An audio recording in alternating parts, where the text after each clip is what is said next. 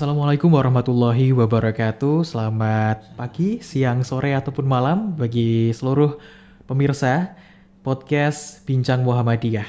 Kali ini bersama saya Aiman Najib yang akan memandu jalannya diskusi berkaitan dengan topik-topik seputar keislaman bersama dengan pimpinan daerah Muhammadiyah Kota Surakarta. Dan hari ini saya tidak sendirian sahabat sehat karena di episode kali ini saya bersama dengan dua narasumber kita dari Majelis Pendidikan Pimpinan Daerah Muhammadiyah Kota Surakarta. Beliau adalah Ustadz Dr. Andes Haji Harminto dan juga Ustadz Abdul Hakam Faruk, Magister Agama.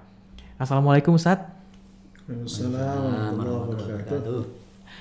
Ya, di kesempatan kali ini sahabat sehat kita akan mengobrolkan atau berdiskusi seputar tema pendidikan Islam sebagai pondasi anak generasi Z.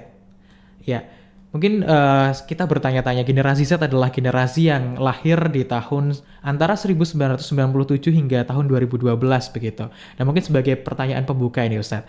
Pertanyaan dari saya adalah kira-kira bagaimana sih tanggapan dari Ustadz berdua nih ya berkaitan dengan fenomena saat ini bahwa generasi muda, generasi Z itu justru lebih gemar untuk bermain gawai, bermain gadget 8 jam sehari dibandingkan menghadiri tablik-tablik ilmu atau kajian-kajian begitu. Monggo silakan.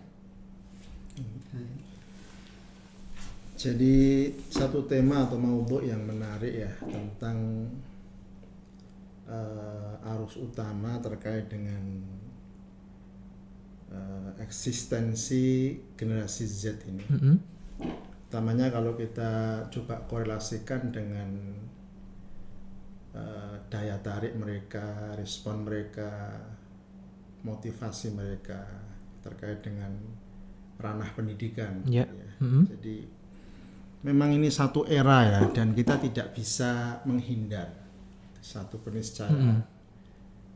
Ini setiap episode zaman atau satu etalase peradaban itu kan mesti ada warna sendiri-sendiri.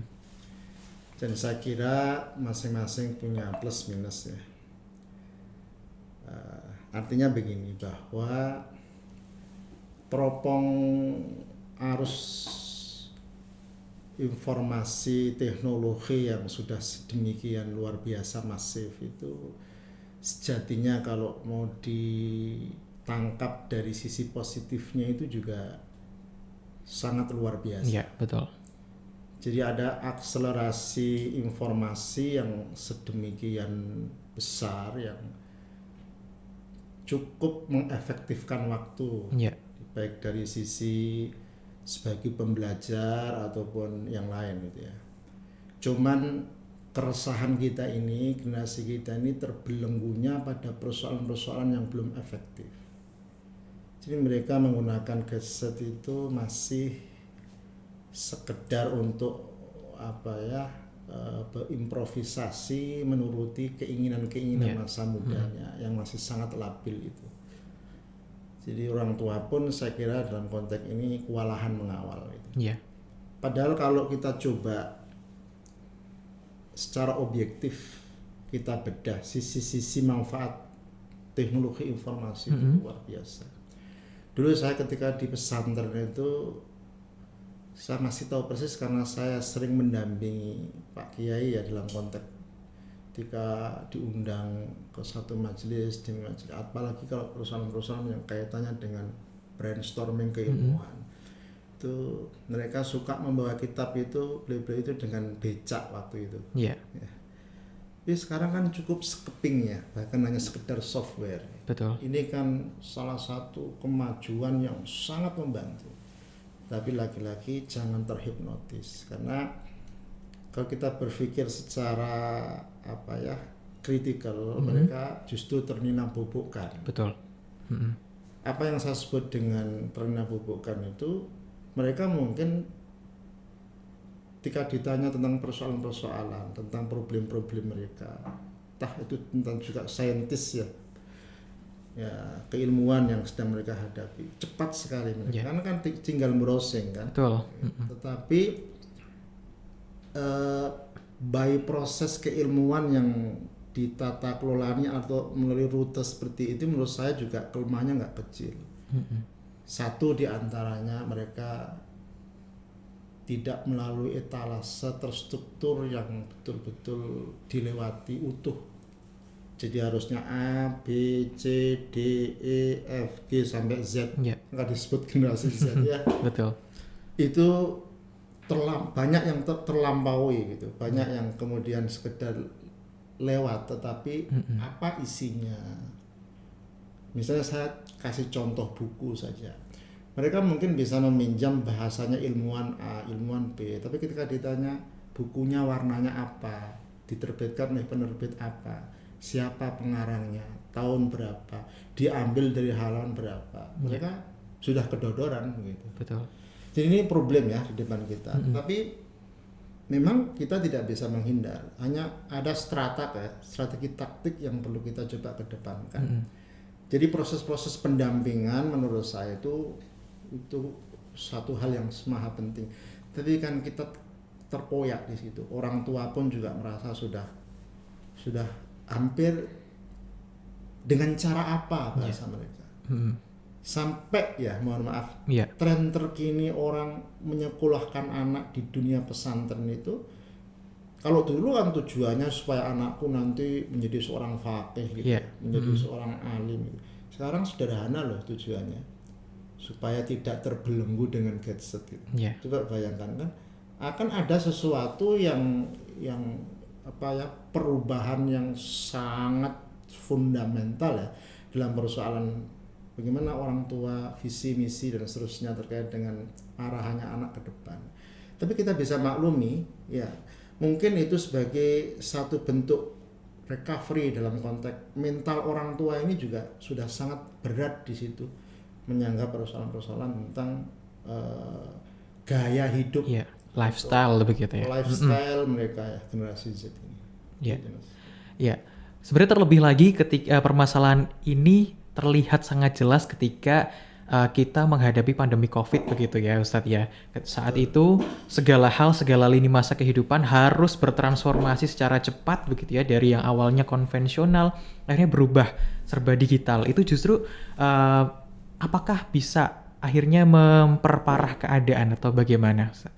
Memperparah dan tidaknya keadaan itu kan tergantung culture-nya ya. Betul. Tergantung bagaimana value lingkungan itu bisa memproduksi arus utama keadaan ini, arus utama peradaban ini, arus utama budaya ini, sehingga bisa tersetting melalui pola-pola yang terukur.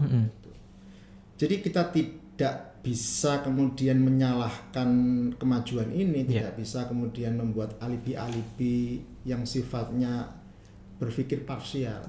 Tapi harus utuh, perspektifnya itu harus menjangkau semua, karena setiap urat nadi peradaban itu lahir dan hadir kan membawa konsekuensi sendiri-sendiri.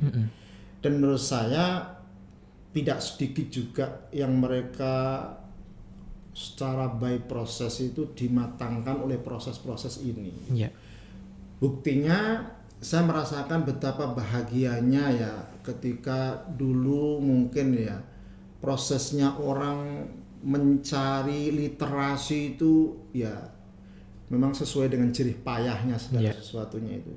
Tapi ketika kita didesak oleh satu kahanan, ini harus cepat, bla bla bla bla. Kan media teknologi itu jasanya besar sekali. Betul. Kalau dulu kita mungkin harus mengkonstruk literasi, mengkawinkan satu dengan yang lain itu butuh sekian waktu. Sekarang kan cepat sekali, sangat akseleratif.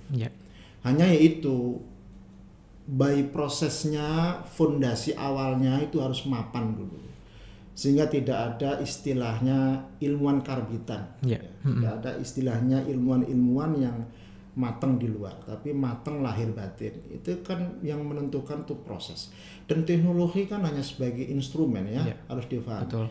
Tapi jangan sampai instrumen teknologi itu mendegradasi proses-proses tempaan sebagai seorang pegiat literasi yang memang sunnahnya begitu. Saya contohkan, Nabi sendiri dalam konteks ini kan benar-benar luar biasa ya. Jadi beliau benar-benar lahir batin sebagai pegiat literasi itu dan utuh dan didampingi oleh Jibril kira-kira gitu. Kalau kita proses-prosesnya bagaimana Nabi belajar membaca Al-Quran, memahami Al-Quran, sudut pandangnya sampai komprehensif, itu kan secara talaqi dan musyafahah. Jadi artinya ini tidak bisa diwakili oleh sekedar teknologi. Jadi teknologi itu bagian instrumen tetapi tidak kunci. Menurut saya yang kunci itu adalah organ-organ lahir dan batin kita itu berkecimpung di situ. Sehingga ketika kita membutuhkan sarana teknologi itu hanya media sasaran antara untuk mempercepat. Tapi proses-proses ilmu itu digapai, ilmu itu dirajut, ilmu itu dijahit, kira-kira itu dengan proses yang terukur, terkonsep, dan itu membutuhkan waktu yang panjang. Jadi memang mungkin istilah umumnya adalah jangan sampai kita sebagai organ itu diperdaya oleh instrumen begitu ya Ustadz ya. Jangan sampai kita sebagai manusia yang seharusnya melalui berbagai proses diperdaya dengan media yang ada begitu ya.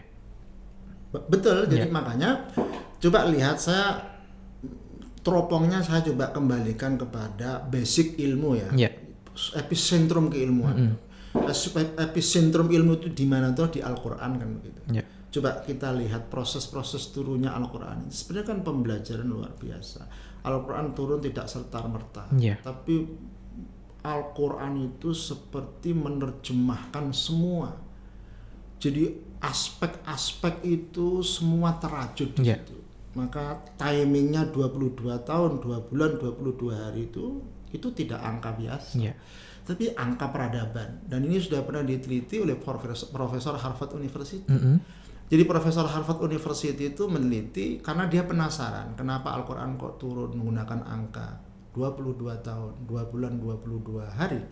Karena 22 tahun, 20-an tahun ini angka peradaban. Jadi peradaban itu dikonstruk selama 20 tahunan itu apa yang dibaca. Selama 20 tahunan itu apa yang direnungi kira-kira gitu. Selama 20 tahunan itu apa yang dihayati. Selama 20 tahunan itu kira-kira apa yang diseriusi gitu, apa yang dikonseni, apa yang ditekuni. Jadi usia 0 sampai usia 20 tahun di awal-awal kuliah gitu ya. Itu kan matang-matangnya seorang pegiat literasi. Jadi kalau dia itu yang ditekuni Al-Quran, dia akan menjadi profesor Al-Quran. Kalau yang ditekuni itu adalah seni budaya, dia akan menjadi seorang sastrawan kira-kira begitu. Kalau yang ditekuni itu mungkin perusahaan-perusahaan teknologi ya, dia akan menjadi seorang teknokrat, dia akan menjadi seorang pakar teknologi di zamannya gitu. Jadi proses tempaan turunnya Al-Quran itu disitulah cermin peradaban. Maka Profesor Harvard sudah meneliti melalui sampel ada sekitar 40 negara yang digunakan sebagai elaborasinya. Dan ketika diobservasi ternyata betul. Jadi sebuah bangsa, sebuah negara itu mau hancur atau mercusuar, mau menjadi gilang gemilang dengan prestasi yang luar biasa, itu ditentukan oleh domain faktor. Apa selama 20 tahun ini yang dikeloni gitu. Selama 20 tahun ini apa yang dipelajari. Selama 20 tahun apa yang dikhidmati kira-kira gitu. Kalau selama 20 tahun yang dikhidmati persoalan-persoalan pertanian, ya dia akan menjadi seorang referen negara bangsa yang masyarakat dunia akan merujuk ke situ tentang persoalan-persoalan pertanian. Kalau yang ditekuni itu persoalan-persoalan kesehatan, ya dia akan menjadi referensi negara bangsa tentang kalau dia mau mencari literasi tentang persoalan kesehatan gitu. Dan yang lain saya kira. Nah, inilah saya kira yang perlu dicoba hayati bersama. Jadi jangan menyalahkan teknologinya, jangan menyalahkan gadgetnya, tapi perilaku kita dalam rangka menyikapi arus teknologi informasi itu seperti apa. Kalau kita bijak, luar biasa manfaatnya. Tapi sebaliknya, kalau kita hanya menggunakan itu hanya untuk game, hanya untuk hal-hal yang mungkin ya ada manfaatnya, kalau kita sebut sangat sedikit, ya kita besok akan menyaksikan generasi-generasi Z ini yang literasinya compang-camping. Iya, betul. Dia hanya akan bisa melek tentang persoalan-persoalan yang di dunia mereka. Iya. Tapi bagaimana dengan literasi keilmuan, pengetahuan, ya, literasi kebudayaan, ya. Ini kan jangkarnya peradaban. Kalau dia tidak menekuni itu dari usia 0 yang saya sebut usia 20-an tadi, dan reasoningnya membutuhkan waktu 20 tahun. Ya, proses itu tadi. Nabi itu dilantik jadi Nabi dan Rasul tepat usia 40 tahun. Selesai kira-kira menyempurnakan bacaannya gitu. Ya. Jadi Nabi itu luar biasa lahir batin gitu. Ini satu role model yang perlu kita jadikan sebagai spirit, motivasi dan inspirasi semua gitu. Ya. Nah, berkaitan dengan tadi sempat disinggung proses proses yang panjang. Nah, lantas bagaimana akhirnya kita masuk ke bagaimana akhirnya peran dari pendidikan Islam untuk mengawal proses ini supaya akhirnya generasi muda ini benar-benar step by proses, akhirnya mereka tidak hanya sekadar menjadi orang-orang yang ahli di bidang-bidangnya mereka, tetapi benar-benar memahami aspek-aspek keilmuan ini, Ustadz. Sekarang kita agak ada senyum bahagia ya Mas, karena saya melihat orang-orang tua ini kesadarannya untuk menyekolahkan anak berbasic al-Islam atau berbasic moral itu sangat besar. Jadi ada pergeseran itu, dan ini merupakan berita gembira ya. Tapi kan tidak serta-merta kemudian itu menjawab persoalan. Betul. Jadi begini, kita dalam rangka mengawal generasi Z ini memang keywordnya itu tidak 1-2 keyword, tapi membutuhkan kata kunci yang itu harus terjahit. Kata kunci itu harus dijereng dan harus diperspektifkan, lalu kemudian itu dipertemukan dalam satu ekosistem tata kelola. Misalnya ya, saya sebut kalau dalam tricatur pendidikan itu kan di sana ada sekolah, kemudian di sana ada masyarakat ya, kemudian di sana juga ada tempat-tempat yang menurut saya epicentrumnya tidak kalah itu pusat-pusat peribadatan. Dan ini dengan berbagai macam cara pandang ilmuwan, tetapi dalam ruang lingkup yang sesungguhnya bisa kita jadikan sebagai payung untuk recovery. Mari kita kuatkan lini-lini yang kita sebut tadi. Basic utamanya memang keluarga. Kita tidak bisa mengingkari itu. Jadi keluarga itu menjadi elan vital. Ketika keluarga itu sudah merasa ngos-ngosan dalam rangka pendampingan, maka ranah sekolah pun saya gitu efektivitasnya juga akan goyah. Dan ketika kemudian ranah sekolah pun sudah chaos dengan persoalan yang ada di sudut pandang keluarga, maka pusat-pusat peribadatan pun juga dia akan relatif permisif dalam konteks bukan berarti para dai mubalek itu kemudian fatwa-fatwanya mau idho hasannya tidak manjur, bukan dalam konteks itu. Artinya ketiga penyanggah ini harus betul-betul full power.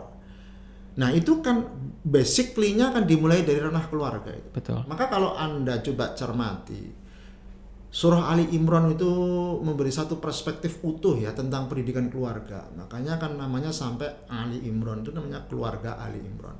Di sana itu kan ada pelajaran luar biasa, dan ini kita semua harus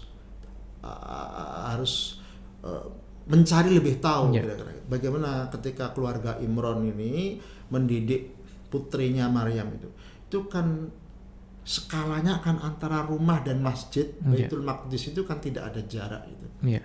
Jadi artinya pintu masjid dan pintu rumah itu menyatu gitu, seperti pasutri, tidak bisa dipisahkan. Sampai saking perhatiannya persoalan pendidikan dalam keluarga, merasa Imran dan istrinya Imrati Imran ini secara kapasitas dan mungkin waktunya sangat terbatas, dia kan perlu pendamping putrinya itu supaya betul-betul bisa mengenyam satu pendidikan homeschooling yang benar-benar bisa bermakna. Akhirnya kan yang disuruh dampingin kan Zakaria itu yang masih familinya sendiri. Nah dari sini kan seperti itu ya. Al-Quran itu memberikan pencerahan kita terkait pendampingan generasi Z. Iya.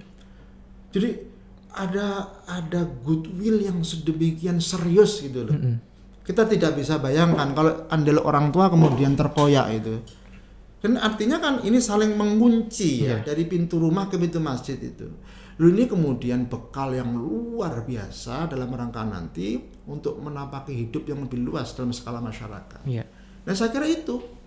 Jadi pakar-pakar pendidikan modern pun melihatnya tetap ke sana, dan itu Quran sudah jauh-jauh hari memberikan dogmatisasi dalam konteks tarbiyah ini. Jadi bagaimana kehadiran keluarga, kehadiran pusat-pusat peribadatan, masjid dalam hal ini kita sebagai muslim ini itu bisa nyengkuyung, bisa all out kira-kira gitu. Kalau saya terjemahkan, lesanya orang tua dan lesanya dai itu bisa dikawinkan gitu. Lalu nanti kemudian kalau kita coba elaborasi yang lebih masuk lagi secara dunia formal, lesanya guru, lesanya dosen, kira-kira lesanya pendidik itu betul-betul bisa matching satu visi. Nah itu sebenarnya kalau kita ingin melakukan pendampingan yang terstruktur. Baik, lantas dari situ apakah Ustadz, apakah ketika proses pembimbingan dari orang tua atau peran orang tua yang sudah mulai goyah, kemudian mereka akhirnya memutuskan untuk mengirimkan anak-anak mereka ke pondok-pondok pesantren, itu adalah satu langkah yang bisa kita katakan kurang tepat atau bagaimana berkaitan dengan hal itu? Sebenarnya tidak berbicara kurang tepat atau tidak, karena sejak sebelum generasi Z ini muncul, kami ini kan produk pesantren itu. Bukan berarti orang tua lari dari tanggung jawab. Kesadaran orang tua akan pentingnya memberikan gizi keagamaan kepada anak. Jadi persoalannya bukan di situ, tapi justru ini kesempatan yang sejatinya harus dimanfaatkan. Ketika di rumah ini bapak ibu sudah merasa keberatan mendampingi anak, ketika anak sudah bermain HP, maka solusinya dia harus dilarikan ke pesantren. Bukan berarti orang tua itu lari dari tanggung jawab. Karena ada skala urat nadi bahasa saya urat nadi hidup dan kehidupan yang dilakukan oleh generasi Z ini yang beda dengan masa-masa kita dulu gitu. Dan kita tidak usah, sekali lagi saya ulang, tidak usah menyalahkan. Jadi instrumen-instrumen yang sudah saya sebut, tapi bagaimana kita mencari celah di situ yang justru ada kesempatan emas yang sebenarnya kita dapatkan. Dari proses-proses yang ada. Jadi dihantarkannya mereka, walaupun dengan tujuan secara agak guyonan supaya mereka tidak bermain HP, sebenarnya itu lip service kalau bahasa saya. Tetap kalau ditanya jantungnya, ya supaya anakku nanti jadi hafid, jadi ahlul Quran, jadi orang yang alim, jadi faqih, jadi macam-macam. Saya kira gitu. Ini saya kira menurut saya tergantung sikap kita. Kalau kita benar-benar bisa mencermati keadaan lalu bersedih atas plus minusnya hal yang terjadi pada generasi kita ini, maka pesantren menurut saya secara pribadi itu solusi yang sangat tepat. Justru pesantren banget eranya gitu loh. Memang itu ya kita menggunakan bahasa yang agak fatalis, memang sudah diskenario oleh Allah begitu. Dan mudah-mudahan ketika problem ini dirasakan semua sehingga orang tua merasa butuh pendidikan agama, butuh sekolah-sekolah yang bermarwah agama, itu kan menguntungkan ya dari sisi sudut pandang ini terhadap perguruan-perguruan yang berbasis Islam, termasuk perguruan Muhammadiyah. Baik, nah mungkin yang selanjutnya adalah Ustadz, lantas ketika anak itu sudah masuk nih ke pesantren, kemudian akan istilahnya digembleng begitu ya dengan proses-proses pendidikan Islam gitu. Nah kira-kira tantangan paling besar untuk mendidik anak-anak generasi Z ini, termasuk saya sebenarnya ya, saya juga termasuk generasi Z, itu kira-kira apa Ustadz? Jadi ketika kita sudah membawa anak ke pesantren, tidak kemudian selesai, karena kan problem itu terus. Tentu. Ya, tergantung bagaimana denyut nadinya, kira-kira gitu.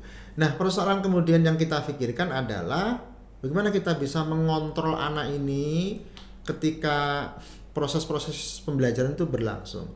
Nah, saya contohkan ketika masa perpulangan, ini kan ada rasa rapel ya, kira-kira gitu. Ketika sekian waktu ditahan untuk nggak melihat gadget, pulang itu bukan perkara yang lumrah untuk awal-awal mengkondisikan. Kalau dia proses-proses itu belum terjadi proses-proses penyadaran yang terukur, itu nanti juga akan kambuh lagi gitu. Dan biasanya dirapel justru. Jadi dia di dalam kamar itu bukan membaca buku, justru bermain gadget juga. Bermain gadget juga itu. Nah, kalau kita tidak antisipasi dari awal, kan ini blunder akhirnya. Jadi literasi yang sudah dikokohkan selama ini di pesantren itu kemudian terkoyak kembali ketika dia kembali ke rumah. Nah, kadang waktunya agak lama. Seperti libur semesteran itu kan nggak waktu sebentar itu. Libur Ramadan itu kan nggak waktu sebentar. Ada yang full selama Ramadan itu. Nah, kalau sampai selama Ramadan itu pendampingannya itu tidak pendampingannya itu kontraproduktif.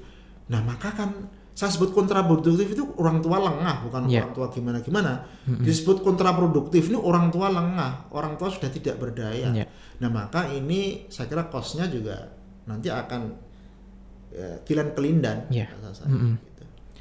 Nah, lalu kemudian yang jadi pertanyaan adalah bagaimana akhirnya proses pendidikan agama Islam ini disesuaikan dengan karakteristik dari generasi Z supaya mereka benar-benar bisa beradaptasi secara cepat dan juga tepat, supaya ya itu tadi Ustaz, tidak akhirnya ketika di pesantren mereka sudah terbiasa dengan pendidikan keagamaan, ketika pulang mereka akhirnya merapel kebiasaan yang ditunda itu. Kira-kira seperti apa Ustaz? Perlu ada komunitas learning community.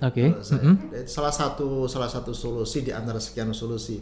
Tapi di antara solusi yang menurut saya the main factor ini adalah mereka perlu dicarikan teman yang berbasic, ya kalau bisa sama-sama pesantren, supaya diskusinya gitu, ngobrolnya itu nyambung. Nah, ini kan sebenarnya komunitas itu bisa dibuat, komunitas itu bisa didesain gitulah. Paling tidak kalau keluarganya itu terdiri dari anak yang jumlahnya mungkin lebih dari 1-2, itu kan pesantren mini itu bisa dibikin di rumah.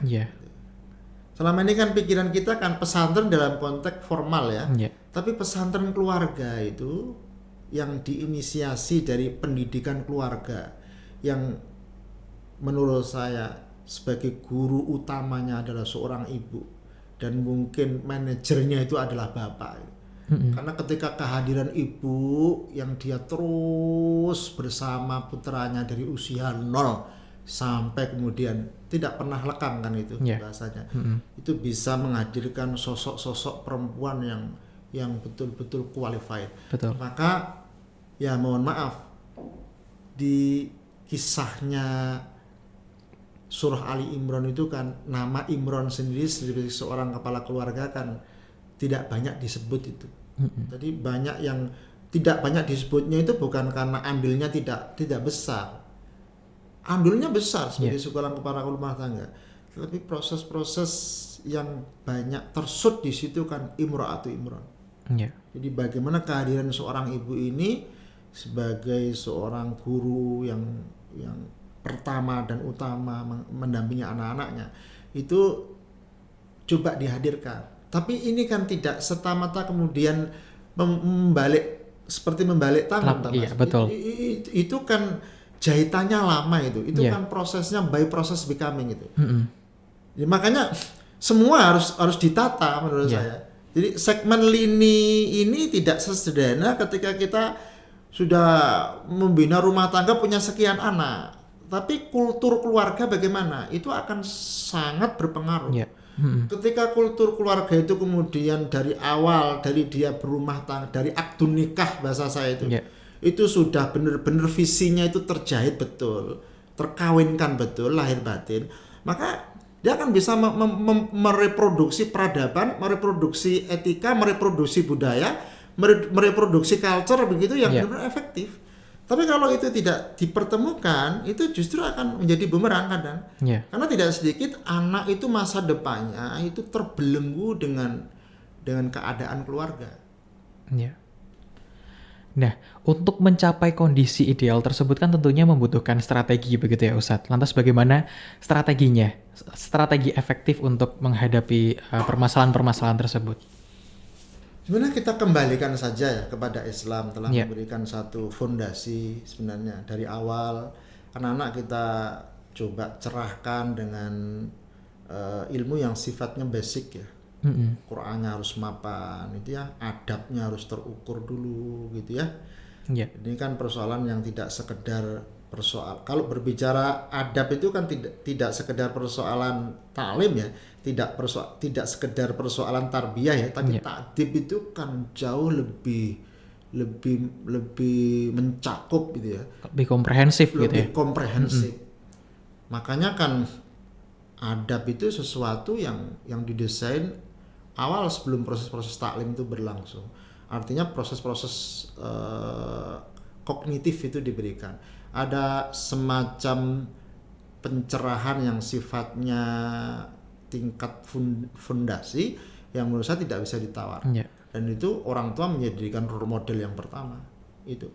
Kemudian terus tidak terpupus itu ya. Harus energi itu terus mengalir. ya, Ketika anak sudah dikokohkan dengan ilmu yang sifatnya dasar, fundament, ada Al-Quran, ada adab, ada akidah, ada akhlak, ya, ada segala macam hal-hal yang di situ sebagai bentuk ikhtiar kita dalam rangka menghadirkan generasi Z yang bermartabat, maka ini harus dikawal. ya, Manajemen pendidikan keluarga jangan berhenti. ya, Ya, sampai kapanpun kan berbicara pendidikan itu kan berbicara kehidupan. ya, Tidak pernah ada pungkasannya. betul. Jadi berbicara pendidikan itu ya berbicara jagat raya, berbicara atmosfer dan ekosistem hidup itu. Jadi tidak pernah ada kata pungkas. Jadi itu sinerginya saling diramu di situ. Ya, Hanya persoalan itu. Jadi kalau Qur'annya sudah kokoh, pintu masjidnya sudah ditegakkan, kemudian dikawinkan dengan pintu rumah, saya kira sekolah-sekolah juga dipilihkan sekolah-sekolah yang menerjemahkan dari pesan-pesan otentik dari pintu masjid dan rumah tadi. Saya kira semua akan bisa tercover. ya. Baik.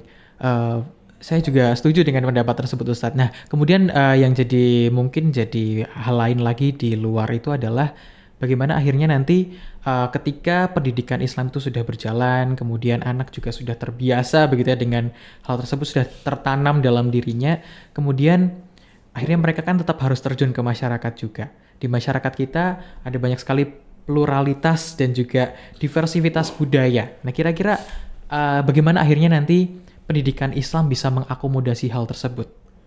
Pendidikan Islam itu kan bercorak inklusi ya. Ya. Dia tidak menutup diri. Artinya dari awal memang ajaran yang dicerahkan oleh Nabi Muhammad sallallahu alaihi wasallam sebagai sosok guru kita semua ini, itu kan ajaran-ajaran yang kesemistaan, Yeah. tidak hanya untuk kepentingan satu dua golongan. Yeah. Jadi ada universalitas di situ. Nah, saya kira pesan ini kan include ya dalam rangka menerjemahkan bagaimana ketika itu diturunkan dalam kurikulum pendidikan. Yeah.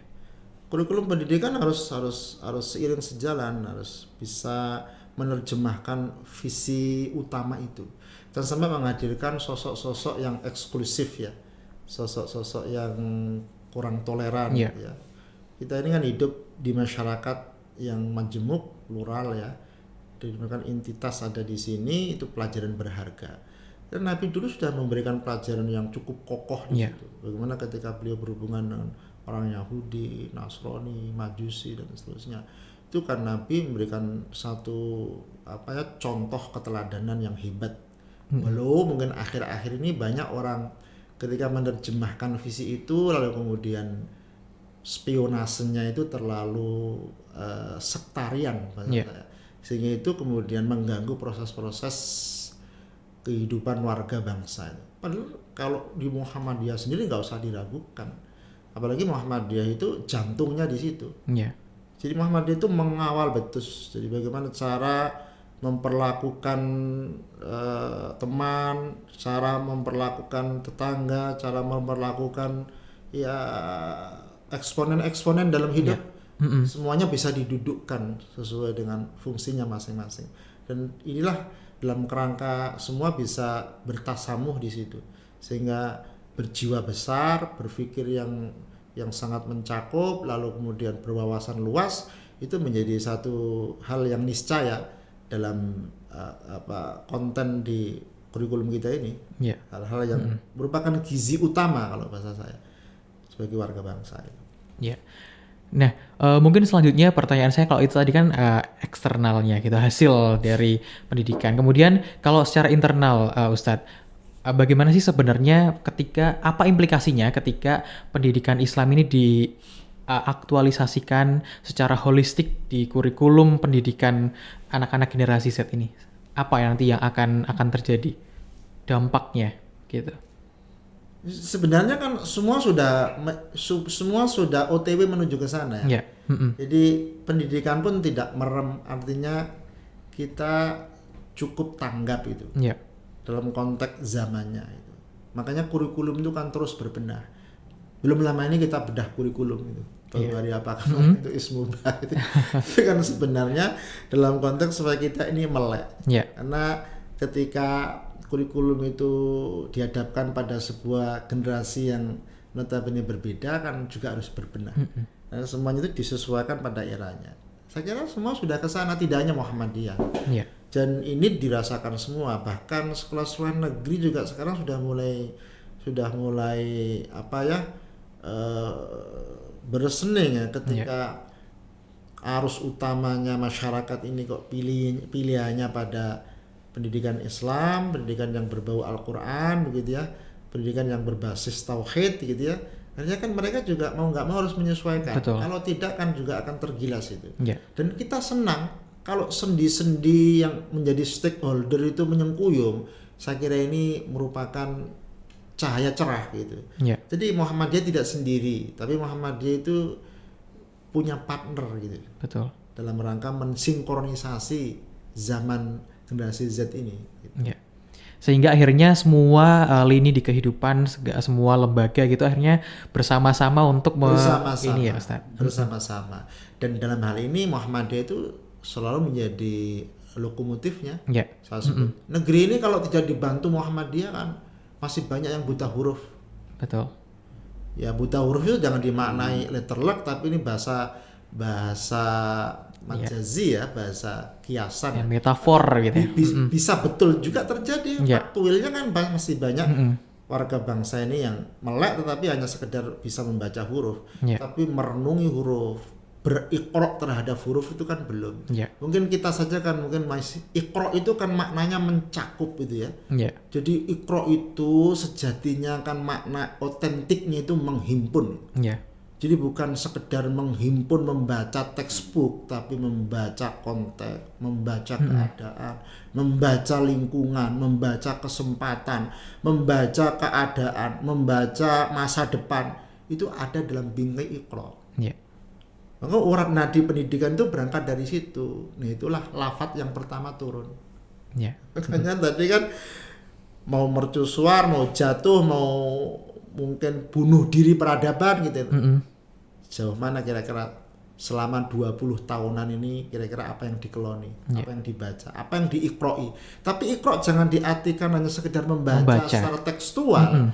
Ikro itu menghimpun seluruh bacaan. Jadi dia merenungkan, menghayati, bahkan ikro itu sendinya di murojaah. Maka kalau Anda ingin cepat hafal Quran ya sering-sering diulang. Kalau Anda cepat ingin menjadi seorang ahli ya di murojaah apa yang ditekuni itu. Jadi misalnya saya ingin menjadi seorang ahli fikih, saya belajar tentang keilmuan yang berperspektif fikih itu terus diulang, dihayati, didalami, direnungi. Itu namanya iqra gitu. Nah, kita kan mungkin iqra'nya baru textbook. Sehingga banyak orang yang gagal paham gitu loh. Kan tidak sedikit kan di era kita seperti sekarang ini orang menangkap sesuatu itu secara gagal paham karena iqra'nya tidak tuntas gitu. Nah, Muhammadiyah itu insya Allah akan mengelaborasi Iqra ini yang nanti termaktub di dalam kurikulumnya yang integrated kira-kira. Iya. Jadi mungkin kesimpulannya adalah konsistensi begitu ya Ustaz untuk mencapai hal itu gitu. Mungkin ini juga berkaitan dengan ketika kita hanya memahami Iqra, hanya sekadar membaca, maka peredaran berita-berita, informasi-informasi hoax yang bertebaran sehingga akhirnya masyarakat hanya bisa menangkap informasi yang salah itu juga menjadi salah satu penyebab dari itu ya, atau dampak dari itu. Di antaranya. Jadi Iqra kita ini masih pada bungkus, masih covernya. Iya. Isinya apa itu belum terdalami Iqra-nya. Iya. Padahal Iqra itu akan, walaupun ya saya contohkan, Iya. yang saya baca itu huruf A, tapi huruf A itu kalau saya baca terus huruf A itu nanti Allah akan menghadirkan perspektif yang baru. Iya. Disitulah rahasianya Iqra. Maka Nabi itu multidimensi kemampuannya karena Iqra-nya menembus batas. Nah kita ini Iqra-nya itu baru tingkat sampul, sudah gitu kita sangat reaktif dan reaksioner. Maka cermati apalagi di era-era seperti ini. Orang kan banyak yang gagal paham, banyak yang emosional, sampai kemudian munculnya hoak dan macam-macam itu kan karena proses-proses Iqra-nya itu tidak tuntas. Gitu. Maka kayak menerima apa itu dirundungi manfaat enggak, kira-kira kita share ya. Ini untuk kontribusi ya. Betul. Ya ini kan bagian dari buah dari pendidikan yang terpola dengan baik. Kalau orang menerima sesuatu share tanpa direnungkan, tanpa diiqra'i, tanpa dimurojaah, ini mungkin baik, tapi kalau tak share kira-kira manfaat enggak, itu kan butuh reasoning iqra' di situ. Betul. Dan ini yang tidak banyak terpola dalam masyarakat kita. Dan insya Allah perguruan Muhammadiyah itu mau coba ke sana gitu. Walaupun ini masih by proses. Karena pendidikan itu kan luar biasa. Betul, sangat holistik begitu ya. Holistik. Betul. Dan membutuhkan proses yang panjang juga begitu ya. Iya. Nah, berkaitan dengan hal itu mungkin terakhir nih Ustadz, boleh disampaikan sebenarnya sampai hari ini bagaimana sih proses integrasi antara pendidikan Islam dengan pendidikan konvensional yang sudah disusun oleh Muhammadiyah ini berjalan? Muhammadiyah itu suku gurunya itu, Dahlan itu. Dia mencermati adanya keterpisahan antara, keterceraian antara tidak terkawinkannya pendidikan agama dan umum itu resah Dahlan. Maka genealoginya pendidikan kita itu dikonstruk karena pikiran visionernya Dahlan. Sampai waktu itu dianggap kafir segala itu. Ya kan dianggap seera itu sudah menghadirkan pembelajaran yang sangat modern ya, dengan tata kelola ruangan yang didesain sedemikian rupa. Walaupun itu mungkin menduplikasi di tata cara Belanda, tapi kan itu integrasi pola-pola berpikir Dahlan yang mencerahkan gitu. Dan itu aset. Saya kira semua tidak ada yang bantah itu. Jadi itu perkawinan ilmu yang benar-benar utuh itu. Sinerginya dari genealogi pikirannya Dahlan. Saya bangga sebagai kader Muhammadiyah melihat sosok pendirinya yang sedemikian maju. Tahun seperti itu loh, kok punya cakrawala seperti itu. Berarti Iqra-nya Dahlan itu luar biasa. Tidak main-main gitu loh. Di tahun itu juga bayangkan. Di tahun yang mungkin modernitasnya masih sangat terbatas begitu ya Ustaz ya. Jaraknya masih menganga sekali. Tetapi Dahlan mampu menangkap pesan Iqra itu sedemikian luar biasa kuat. Dan kita berterima kasih. Saya bukan sombong, bukan gimana. Selagi saya sampaikan, kalau negeri ini tanpa kontribusi persyarikatan Muhammadiyah, utamanya dalam persoalan pendidikan, mungkin kita ini masih banyak yang buta huruf itu. Iya, betul. Dan buktinya pun sampai hari ini perguruan-perguruan Muhammadiyah juga masih eksis berdiri. Masih eksis berdiri dan selalu diminati. Insya Allah. Hanya kita perlu coba jangan sampai hal-hal yang seperti ini kemudian membuat kita lalai atau hanyut dalam keadaan kita tetap terus mengevaluasi plus minusnya apa. Itu kan cara-cara berpikir Iqra tidak terhenti ketika prestasi bisa diraih, tetapi dengan prestasi itu kan ada sendi-sendi baru yang perlu kita jahit lagi. Betul, tetap ada strategi ke depan begitu terus dilakukan oleh Muhammadiyah, tidak kenal lelah itu. Iya, baik Ustadz, mungkin terakhir sebagai penutup boleh diberikan closing statement untuk podcast edisi kali ini bertema pendidikan Islam sebagai pondasi anak generasi Z. Jadi peradaban itu ujung tombaknya itu pada generasi, pada kader. Jadi kalau kita gagal mendesain karakter kader, kita gagal ke pendesain karakter anak, maka itu kosnya terlalu besar. Ya. Dan jangan sampai itu terjadi. Sebab kalau sudah itu korbannya peradaban itu timingnya, ukurannya itu tidak 1-2 tahun, tapi abad. Kita berbicara abad. Jadi itu mahal sekali kosnya. Kan jangan main-main dengan anak, jangan main-main dengan generasi, jangan kita merasa menyerah. Sebagai orang tua tidak boleh, apapun alasannya. Wong ini zaman ini ada space-nya sendiri-sendiri, ada warnanya sendiri-sendiri. Allah berikan dengan model seperti ini tuh sesuai sudah dengan kemampuan eranya masing-masing. Nah, saya berpesan dan sekaligus menghimbau, terutama ayo kita galakkan pesantren mini di keluarga. Itu jadi pesantren mini di keluarga kita tersambung dan terkonekkan dengan masjid ini sebagai basic tumpuan peradaban. Jadi kalau sampai rumah tangga dan masjid itu bisa bekerja sama dalam rangka memberikan pencerahan pada anak, saya kira kerja-kerja lembaga pendidikan formal semakin ringan. Antum kalau nggak percaya silahkan datang ke sekolah, ke BP-nya itu. Anak-anak yang bermasalah itu kira-kira di tingkat apa awalnya? Keluarga.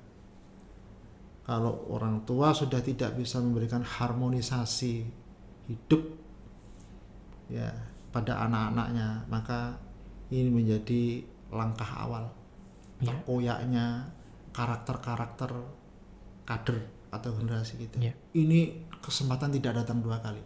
Maka cermati tadi turunnya Al-Quran tuh 22 tahun 2 bulan 22 hari itu sebenarnya jahitan ekosistem peradaban.